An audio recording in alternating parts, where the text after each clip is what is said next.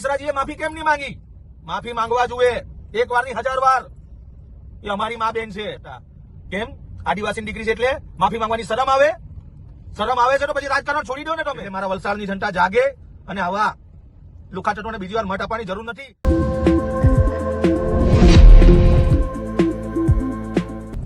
નમસ્કાર મિત્રો, હું નિમેશ સોલંકી, ગામોવાળા. મિત્રો, અત્યારે હાલમાં આપણા વલસાડ નગરપાલિકાના જોશનાબેન રાઠોડ, આપણા વલસાડ નગરપાલિકાના કાઉન્સિલર, હવે પાછલા 5 દિવસથી ભૂખ હડતાલ પર હતા. આશુતોષ મિશ્રા જી એમને થોડું ભાષાનો ઉપયોગ થોડો ગલત કરેલો હતો, પરંતુ એ ગલત એટલે કેવો? તું ચૂપચાપ બેસી જા. ચૂપચાપ બેસી જા એટલે શું? એ આદિવાસી છે એ તરીકે બોલેલા? એ આદિવાસી છે એના કરતા વધારે આજે મને દુઃખ થાય છે કે વલસાડ જિલ્લાનું ભાજપ ઝૂકી ગયું. પોતાના જ કાઉન્સિલરના સામે. એ મહત્વનું નથી.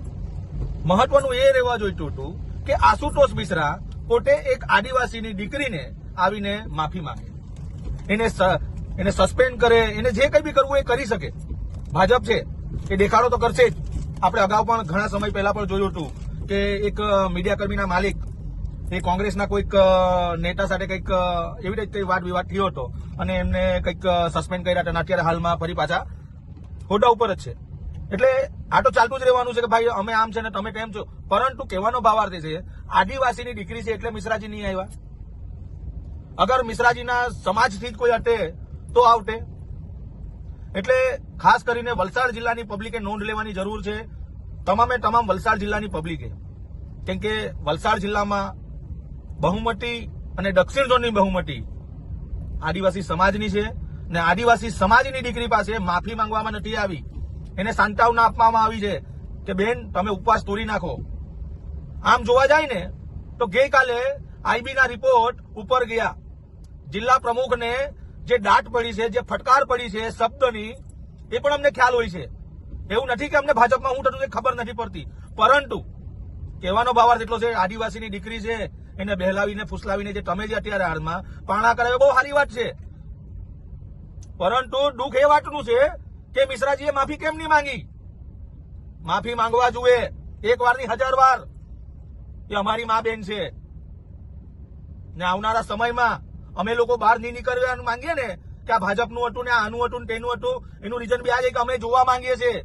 અમે બી પબ્લિક છે, અમે બી જનતા છે. અમને બી દુઃખ થાય કે અમારી મા બહેનો સાથે કેવા શબ્દમાં વાત થાય છે. એટલે અમારા ગુજરાતની નહીં પણ અમારા વલસાડની જનતા પહેલા જાગે.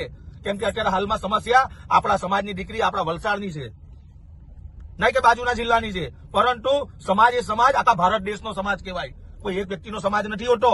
હરેક સમાજની દીકરી એ આપણી મા બહેન હોય છે. પણ આજે વાત આવીને અટકી છે આશુતોષ મિશ્રાજી પર. આજે જયારે એમનો ઉપવાસ તોડાવવામાં આવ્યો ત્યારે હેમંતભાઈ કંસારાજી હતા, ભરતભાઈ કીકુ હતા, જે આપણા વલસાડ જિલ્લાના ધારાસભ્ય. પરંતુ દુઃખ એ વાતનું છે કે ત્યાં આશુતોષ મિશ્રાજી કેમ હાજર નહીં હતા? કેમ? આદિવાસી દીકરી છે એટલે માફી માંગવાની શરમ આવે? શરમ આવે છે તો પછી રાજકારણ છોડી દો ને તમે. શું કામ રાજકારણ કરો છો? આવી હલકી કક્ષાનું રાજકારણ કરો છો? તમારા પોતાના વોર્ડમાં તમારાથી કામ સરકાર થતા નથી ને કરતા બી હોય તો પબ્લિક કહેશે ને. પણ અત્યારે વાદ વિવાદ એ વાતની નથી કે તમે કામ કરો છો કે નહીં કરો છો. તમે આદિવાસી દીકરીના ખિલાફ જે શબ્દનો ઉચ્ચાર કર્યો છે ને એનું દુઃખ છે. એટલે મારા વલસાડની જનતા જાગે અને આવા લુખાચટોને બીજી વાર મત આપવાની જરૂર નથી. જે આપણી મા બહેનોને બે શબ્દ એલફેલ બોલી જાય એવા લુખાની હું ઇજ્જત કરવી આપણે. એટલે જનતા જાગે તો વધારે સારું. અસ્તુ. જય ભારત.